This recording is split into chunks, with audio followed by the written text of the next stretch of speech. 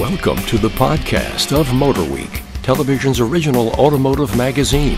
MotorWeek is made possible by TireRack.com, WeatherTech, Hum by Verizon, RockAuto.com, and State Farm.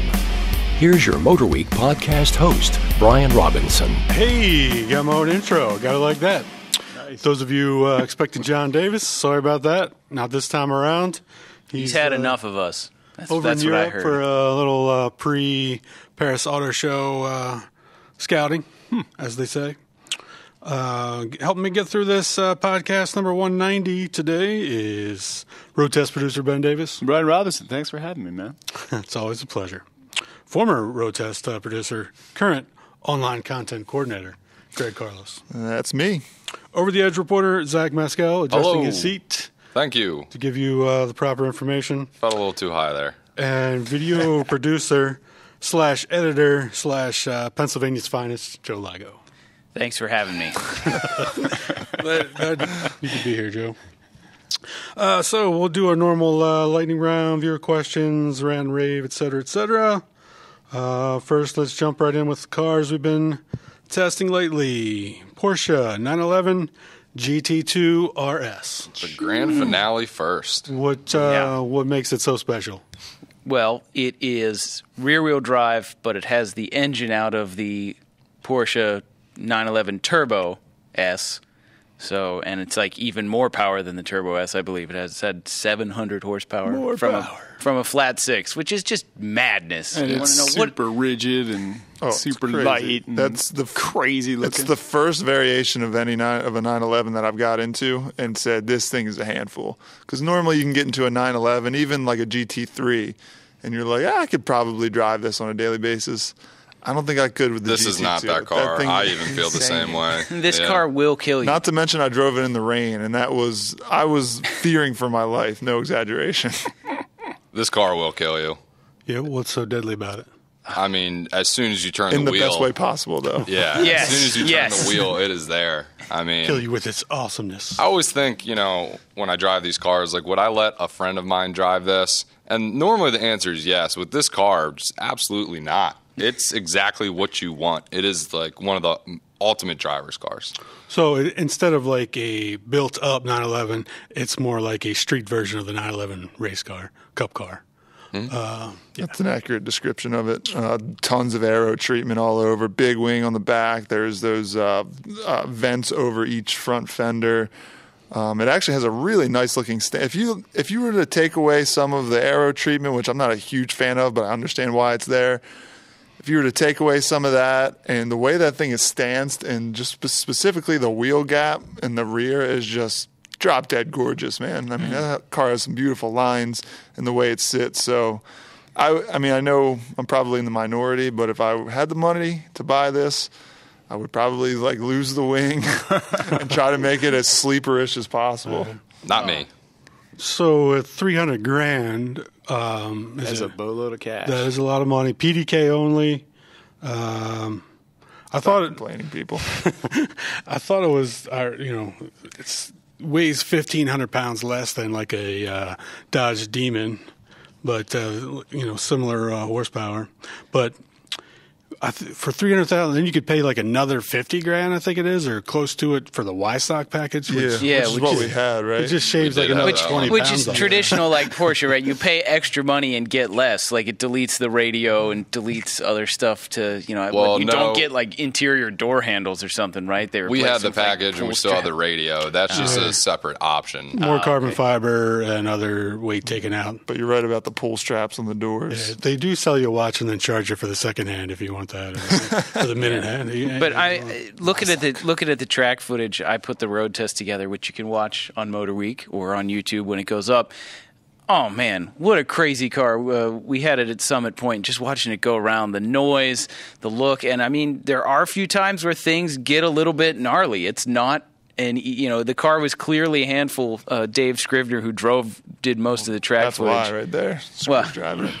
Well, yeah, but I mean, even he told me that it was the best track car he has ever driven. I said, seriously? Of all that, he's like, well, maybe like the Ferrari Enzo was a close second. But He claimed to me, I swear he told me this yesterday, it was the best track car he ever drove. Go ahead, man. People ask me all the time, the number one question you guys get is what? What's your favorite car? Yeah. How'd you get that job, man? Well, That's number two. But the first car park that there? Why do you look the the way you do? The best thing you've ever driven. I mean, this car is definitely up there. It's just awesome. Yeah. Somebody say something negative about it, though. I feel like we've just been loving it. Well, it was the record holder at Nürburgring, but only for a month till Lambo beat it. So true. That Lambo had a cage in it. Yeah. So You think that takes away from its Can't cred? you get a cage in the GT2? you can, Yeah. but I'm not sure that one had a cage in it. Now, if I recall the correctly. only complaint I could think of that I've heard from the other staffers I've talked to, and I don't know what you guys think about it, when we drove the GT3 at Roebling, which is naturally aspirated, there's kind of this, do you really need the extra power that comes with a GT2? Like, is the 3 good enough that you don't need the 700 horses of the GT2? What do you guys think? Well, it's always good enough, but that's not the point of buying a track car or, the can best always be Porsche has to offer. faster. Yeah. All right. I think we covered that well enough, unless anyone has anything to add. Cadillac time. All right. Tell us what we got coming up, Robinson, then I'll take it. Now, for our next vehicle, let's learn about a Cadillac, specifically an XT4 from Ben Davis. Take it, Ben. Yeah, fresh back from Seattle on that trip. It's Cadillac's all-new compact luxury crossover. It's their first ever. And some may say it's a little late, but it's here, and it's pretty nice. I mean, it rides on an all-new Cadillac-only architecture for now only. I'm sure it'll trickle down through GM as time goes by. And even though it's a 2-liter turbo, it's not the same 2-liter turbo. It's all new. And it provides a pretty stout... the horsepower isn't... The numbers aren't great on paper. You got 237, 258. That's legit. It's legit for a 4, but yeah, I've seen more legit. Anyway, it translates into a beautiful everyday driver, though. I mean, the torque is right there at 1,500 RPMs to 4,000 RPMs. And the 9-speed is dialed in. So there's just a tremendous amount of torque and power all the Transmission time. finally is well behaved. Yeah, it upshifts clean and it downshifts clean, and it doesn't hunt at all, and there's plenty of torque there. It's a big car, too, despite being quasi-small. You don't have a whole lot of room for luggage in the back, but as far as passengers go, front and back, plenty of room there, even for big ones. Still have the Q interface. Q's been changed up a little bit. They still call it Q, but now you have a rotary controller and a volume knob, and a lot of your quick go-to climate buttons and heated seat buttons, they all have buttons now instead of just going through the Q. So, and they're redundant. You can still control them through Q, but it's definitely an improvement. Rotary knobs are the way to go. Yeah, so People are starting to not like touchscreens. I will It's say, like a big though, thing. I got back into an RDX, and I did try that pad out again. And to clear the record up, it's not as bad as I originally thought it was. Once you learn how to use it, it's all actually that pretty stuff's decent. definitely a learning curve. But Yeah. who's going to really feel comfortable with it on a test drive? You know what I mean? That's you're right. that's what it's all about. You're right. Yeah. So as far as look, is it like more traditional caddy look, or are they trying something new? It's got some, as from the profile, it's kind of vanilla, but from the front and back, it really excels. The front's got, it's got the standard Cadillac family headlight, the really long vertical light. It's got kind of like a stamped-in cow look hood to it that looks pretty aggressive, I thought, from the front. And you got your, it looks a lot like an XT5 up front. In the back, same long vertical taillights. They said that they were inspired by or transplanted from the CTSV wagon. They took a lot of inspiration in those taillights and kind of tried to make them look like that. Speaking of which, I think they can make a pretty awesome XT4V version. I think that'd be pretty That would be sweet. cool. I mean, I assume they didn't talk about that, and they rarely do unless No. it's happening. But at least maybe a V Sport I was gonna say, option. does that the would be XT, what is it, the XT5? That's the next It one says, up. yeah. Does it have a V Sport or a V version? That I'm aware of. I was going to say, well, that's Not yet. John Davis's big thing is he's predicting there's going to be sport versions of every SUV out If they're there, going to so. compete with BMW and Mercedes, they kind of have to, right? 'Cause that's what everybody does. Everybody's buying the M highest- package stuff for BMW. It's an easy way for them just to make more money. The highest they're going that they're telling us now is sport, and with that you can get an optional adaptive suspension. That's good. about it. Now- GM's version is good. One thing you talked about in the first look video you did was the cam Watch the first timing look, fool. stuff. Is yeah. Yeah, watch my first look. Go watch the first look. Yeah, they're calling it the Tri-Power. Tri-Power. That's cool. Which Yeah. that was a carburetor thing from that's like- Yeah, way back nobody when. seemed to At least it's from catch GM, though, right? catch the hint during the press briefing. Nobody That's questioned them retro. about Most it. people there wouldn't even know. Yeah. Probably never heard of it before. I didn't. I had never got a chance to ask somebody if it was intentional, but I have to think it is. Yeah, right? for sure.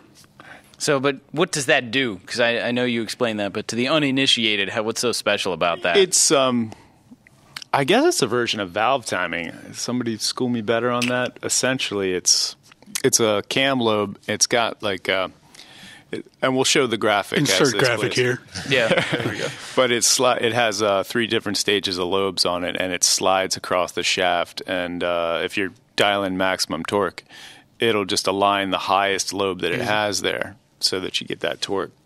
But when you're not using it, it'll go into pretty much a flat plane and Fuel deliver economy your mode. highest economy. Yeah. But it all works so. I mean, GM. If you can fault them on a lot of things. You know, you can fault them We on have. designs and tolerances Regularly and do. gaps in here. But one thing you can't fault them on is powertrains, man. They story. really nail it there. And they're getting crazy. Inventive. Yeah, so not only they have that with Cadillac, but then the dynamic fuel management with their Chevy, the Silverado. Right. I mean, these engines are so advanced now. I It's hope that they hold up. I And mean, they- we'll see. I'm sure we'll see the message boards blowing Yeah, up soon. well, they said they tested it like 1.5 million cycles. They tested it before believe they it. brought it to market, and they did do magnetic ride first, right? Sure, now everybody's using some form of it. Yeah, even Ferrari. Yeah, well, I think we've reached the limit of our technical knowledge there, so we better move on before we Start surpass sounding it. like Yeah. idiots. I think we've already passed that point. And now for a vehicle that requires no technical knowledge. How about the Subaru Forester?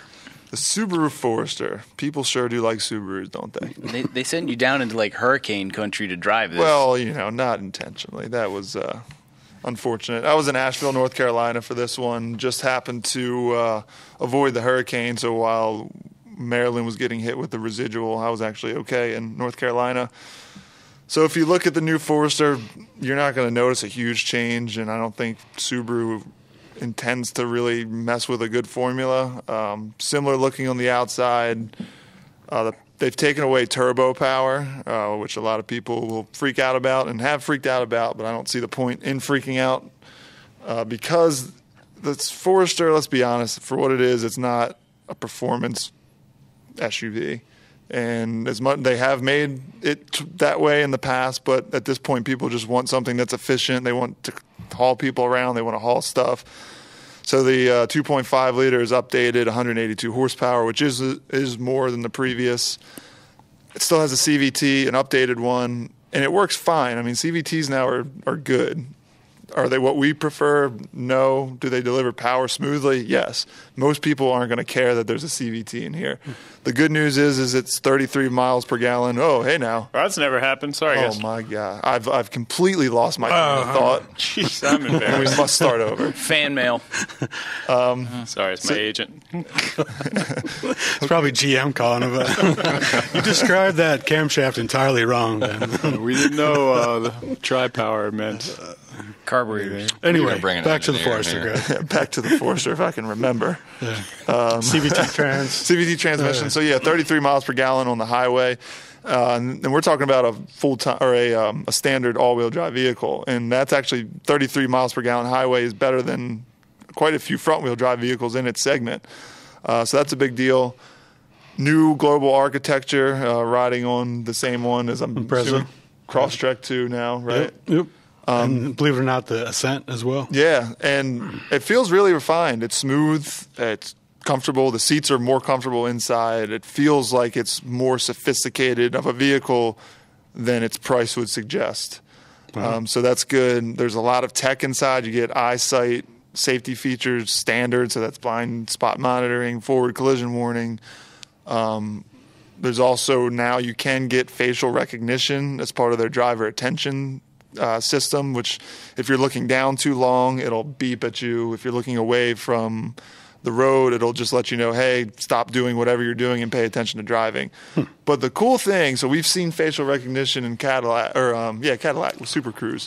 But this is also tied into a convenience feature. So the driver memory, when you can push a button, it'll set your seat to where you like it. It'll set your mirrors. This will actually recognize your face. Wow. So instead of having to push a button or go through a screen menu, it'll save up to 5 people, I think, and it'll actually recognize who you are and set where your seats are. And they were super careful to say we do not log any data. It doesn't remember anything. Yeah. You have to sign it. We are supposed to just believe them at this. Neither does Snapchat. I'm not going to go in and realize this. What's wrong, Hal? Yeah. So what you have doing, to Greg? sign a privacy policy before you can drive the car. Who knows? But they claim it doesn't.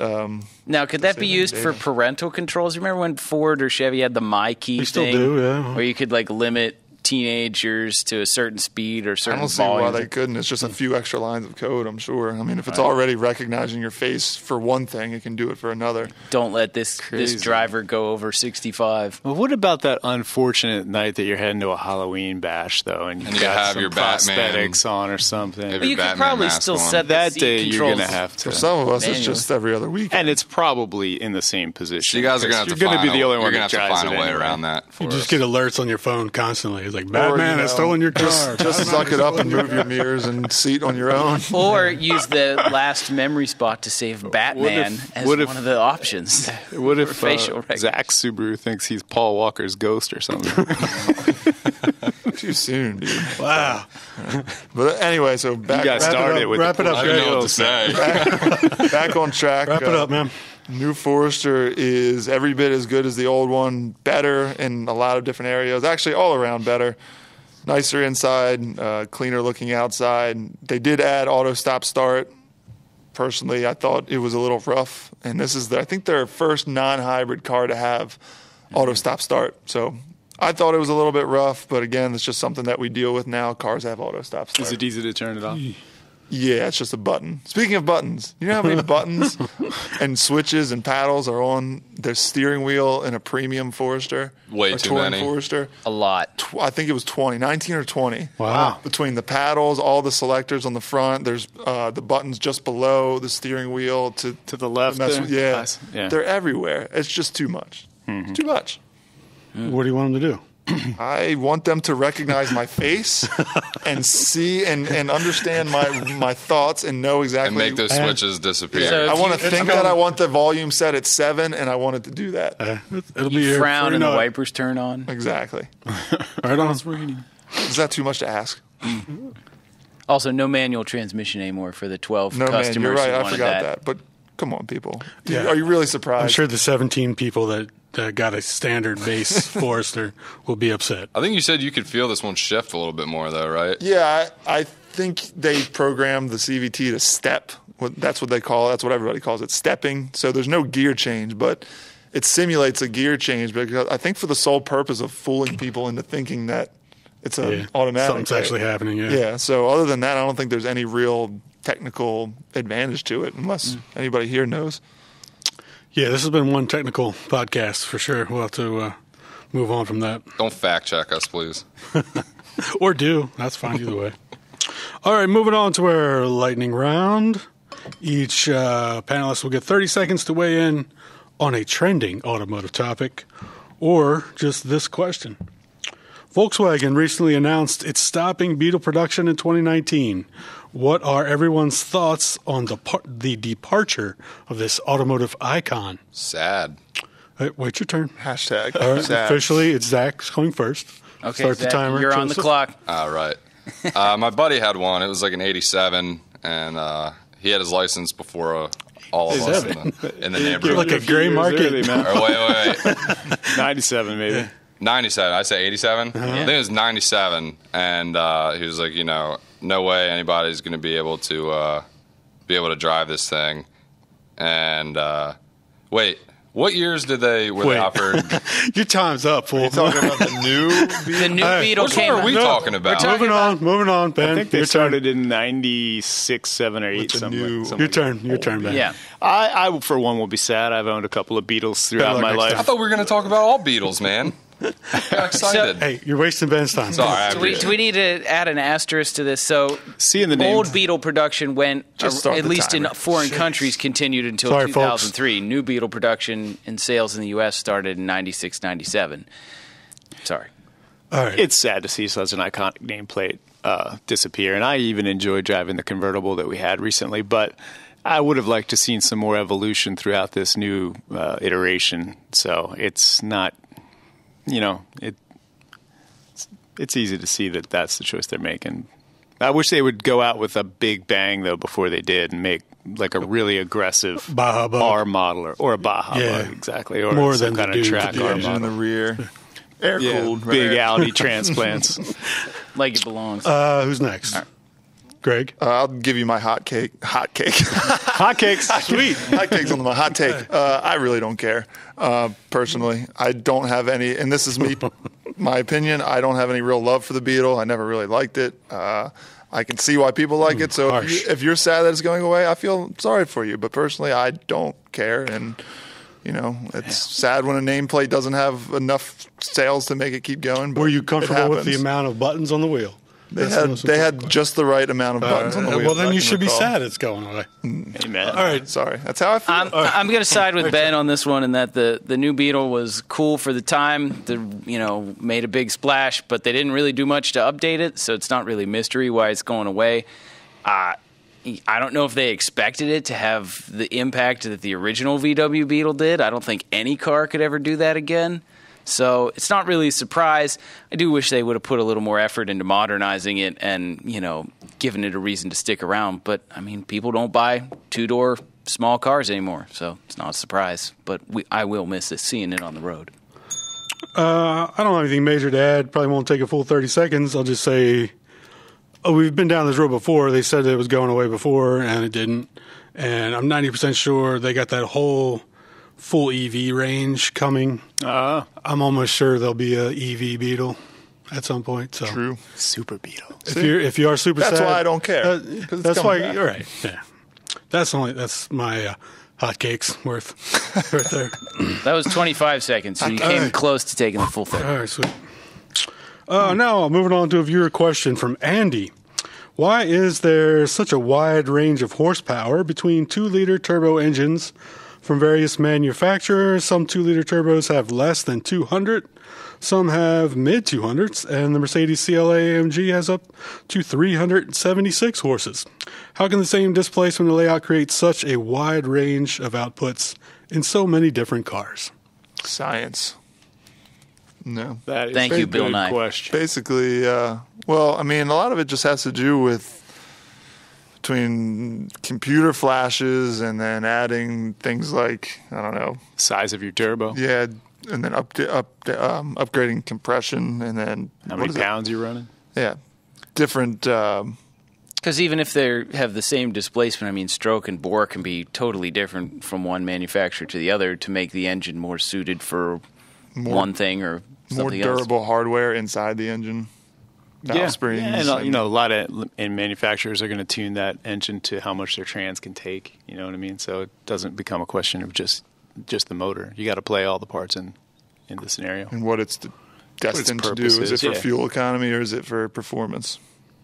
So, what is the reason why so many stick with that number of 2 liters? Is that like a government thing that, in Europe there's taxes on displacement? Everything's 2, 4, and 6, or 2, 4, and 2 liters, 4 liters, and 6 liters. Yeah, that's why all the turbo 6s are 4 liters, and all the turbo 4s are 2 liters. Yeah, that's where higher taxes kick in, and that's why all the 2 liters are 1.999 cubic inches or whatever, cubic centimeters, just to stay under the 2 liters before the initial taxes. So is it mostly just a computer thing that determines their, the tune for the engine or whatever? You can build an engine to do anything you want. You, like Greg said, you can go for fuel economy, you can go for horsepower, and then, the sky's the limit when you start talking how much boost you're going to put in with turbos. So I mean, the GT2 was boosted like crazy. Granted, That had a 2-liter. not a 2-liter, but there's tons of things that you can do. It just all depends on the company's goals, really. True story. There you go, Andy. Hope that helps. Now, does anyone have a rant or a rave? People who Joe, blow this better be a good one, Joe. people Buckle who up. blow grass on the roadway when they're mowing their lawn. Oh, good one. I mean, I know it's the end of summer and there's not much of that left, but that I saw state highway people doing it yesterday with a zero. It's worse when there's people driving because then I've heard sticks and stones and stuff hit people's Break cars. bones. Yeah. It's true. Words will never hurt me. Yeah. They also break windshields. And I'm not a motorcyclist, but I've heard it's even worse for motorcycles. That grass can cause you to lose control. Is that real, or is that Not just if you're Brian Robinson. I mean, if you panic and just lock the brakes up or something, but it's just grass. Robinson never panics. I was panicking a minute ago when things started to go awry on this podcast, but other than that, Is that a phone? Well, I don't have a problem with them doing it while I'm not there, but I guess you can never be sure that somebody's not coming around the corner. But as long as they at least get it back out of the road, I would give them a pass, right? it is disrespectful to put your crap all over Yeah, the you're road, supposed though, to right? do like 3 or 4 I don't think it's swipes even blowing legal to in put your before you foot on start the road. blowing towards the road, right? Yeah. Or if you do it, then blow it off. Don't just leave it there. That's what I'm saying. As long as they get it off the road, I have no problem with it. all right. Well, I'm surprised you guys didn't rant as much as I did on that. I don't know. That bugs me, but. We haven't. I mean, I haven't been doing much driving this summer, considering it's rained just about every day. Yeah, you got to mow your grass whenever you can and blow the grass wherever you They're can. the two sound. All right. That's all I got. That's all you got, Joe. Appreciate it. Easy one. Hopefully you guys take care of your grass clippings out there. Keep everyone safe. Be sure to tune in to the show every week and all of our internet's locations. Thanks to Jim Bigwood, podcast creator Bob Mixter, and of course producer Joe Lago for his excellent rant. And we'll see you next time. You've been listening to the podcast of MotorWeek, television's original automotive magazine. MotorWeek is made possible by TireRack.com, WeatherTech, Hum by Verizon, RockAuto.com, and State Farm. For additional information on podcasts, videos, and showtimes, visit our website at motorweek.org. And watch MotorWeek, television's longest-running automotive magazine series each week on your local PBS station.